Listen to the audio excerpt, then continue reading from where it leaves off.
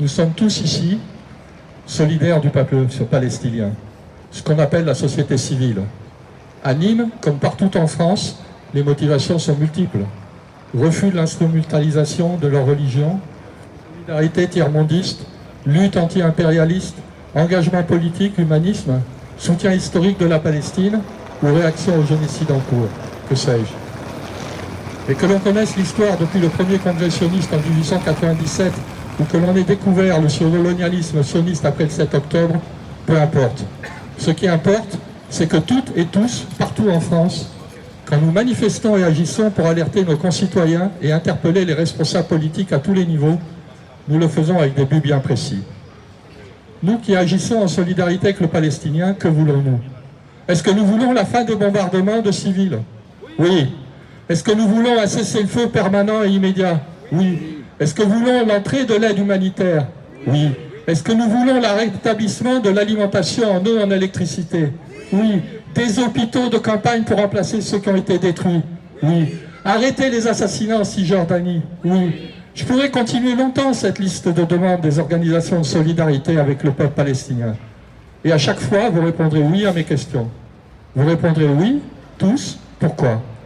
Parce qu'au-delà de toute considération, ce que nous demandons, c'est l'arrêt de la barbarie, l'arrêt de l'anéantissement planifié de tout un peuple, l'arrêt de la plus grande catastrophe politico-militaire depuis 1945. Ce que nous voulons, nous, la société civile, c'est l'application de toutes les résolutions des Nations Unies.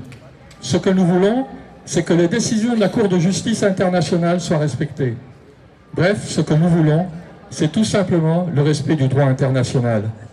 Et en tant que citoyens, nous pouvons et nous devons agir pour que notre gouvernement défende et applique le droit international.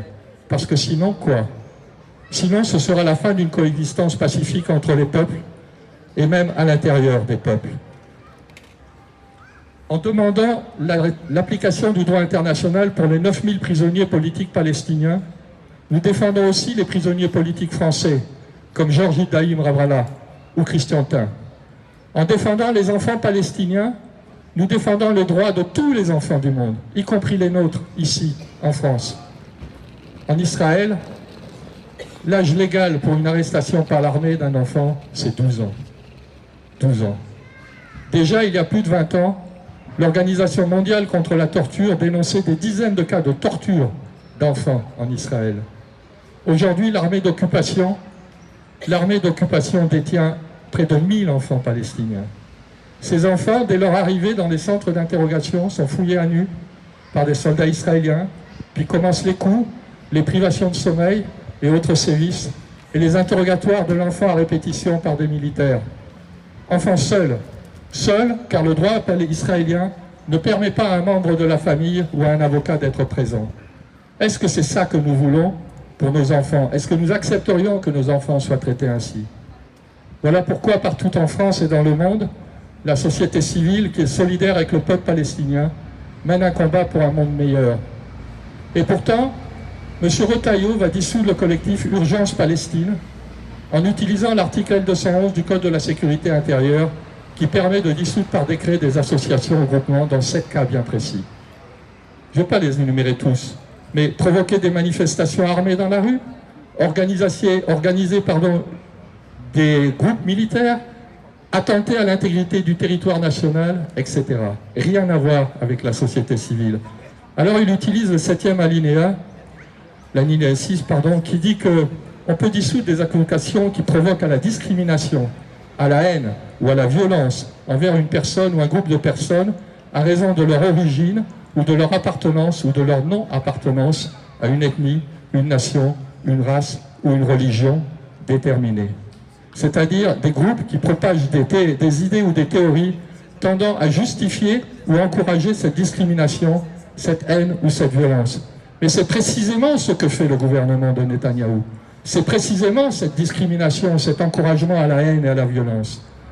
Alors il y a des lois terroristes, antiterroristes, et elles sont nécessaires, ok. Mais nous, que faisons-nous si ce n'est précisément que lutter contre le terrorisme d'État d'Israël? Alors, M. Retailleau, au lieu de dissoudre un collectif qui défend le droit international et la paix contre la barbarie, Vous devriez tenter de dissoudre le racisme revendiqué par certaines personnalités politiques et médiatiques, et vous devriez vous attaquer à ceux qui propagent la haine contre les musulmans.